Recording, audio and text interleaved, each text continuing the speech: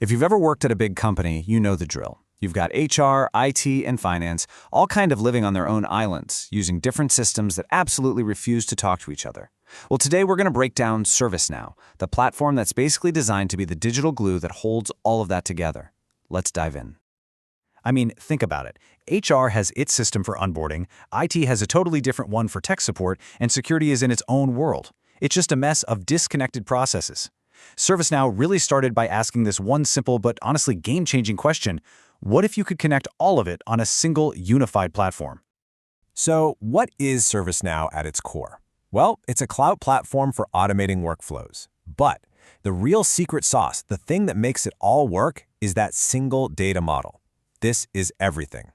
It means that when HR talks about an employee and IT talks about that same employee's laptop, they're both pointing to the exact same record in the database.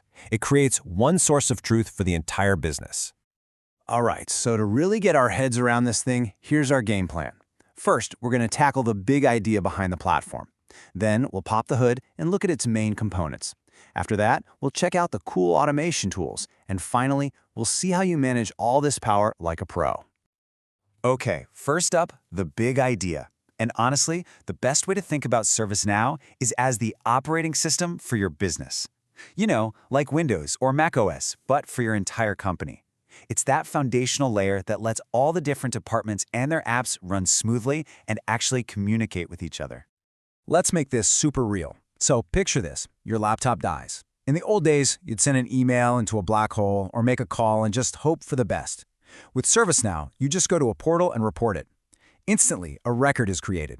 Automation kicks in, figures out how urgent it is, and routes it to the right IT team. They get pinged, and your boss can see the status on a dashboard in real time.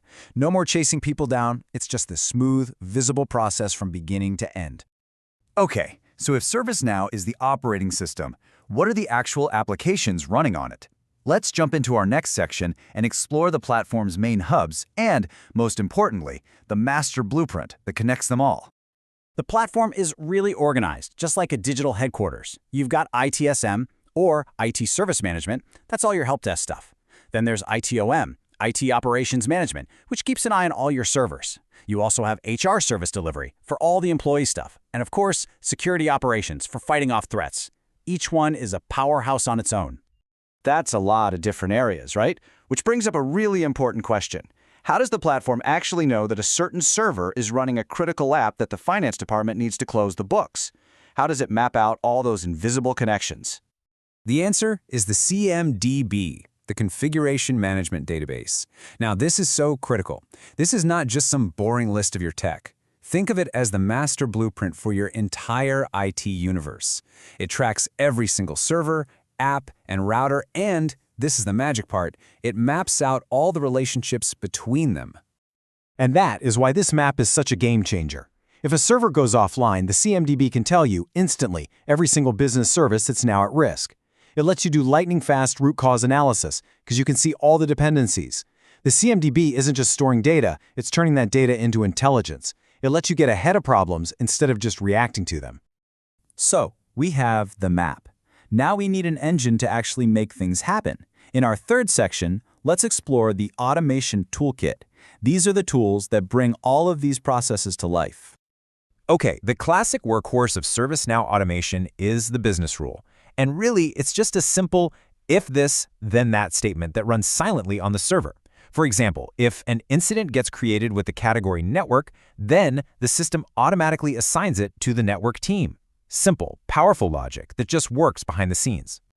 And what's really slick is the fine-tuned control you have over when this logic runs. You can have a rule run before a record is saved, which is perfect for validating data. You can run it after the save to fire off an email, or for the really heavy lifting tasks, you run it asynchronously, in the background so your user isn't stuck waiting. It's all about precision. Business rules are fantastic for simple logic, but yeah, they often require you to write some code.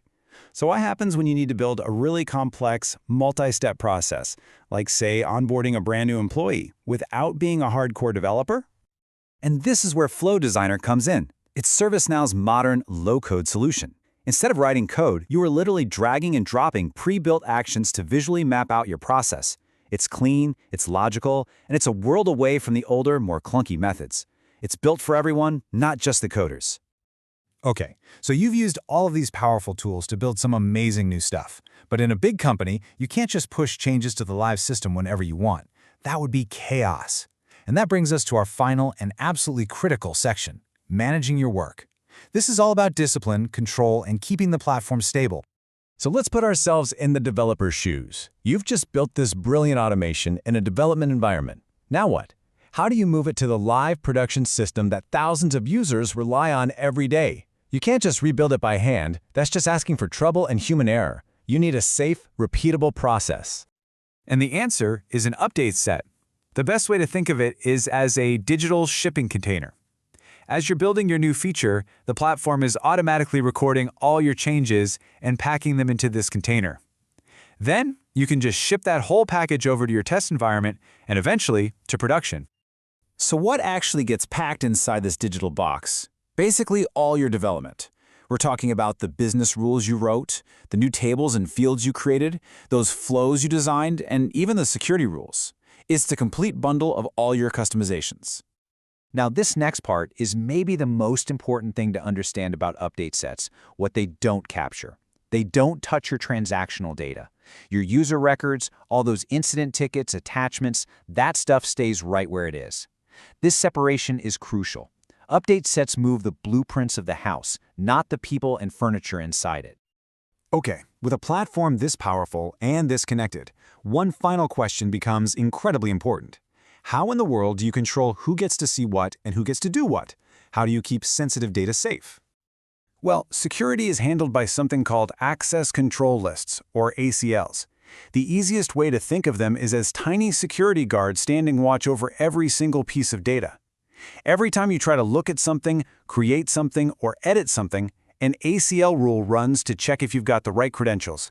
Here's a perfect real-world example. A manager looks at an incident and needs to change its priority level. They can. A junior technician looks at the exact same record, and for them, that field is locked, it's read-only. That's not magic, that is a specific ACL at work. The rule targets the priority field for the right operation, and it requires the user to have the ITEL manager role. No role, no write access. It's that simple and that powerful. So we've gone on this whole journey, right? From the huge 30,000-foot view of a business operating system all the way down into the nitty-gritty of the CMDB, the automation tools, and the security. We've seen how all these pieces connect. So the final thought I'll leave you with is this. When you think about your own company, how could having a single, truly connected platform fundamentally change the way you all work?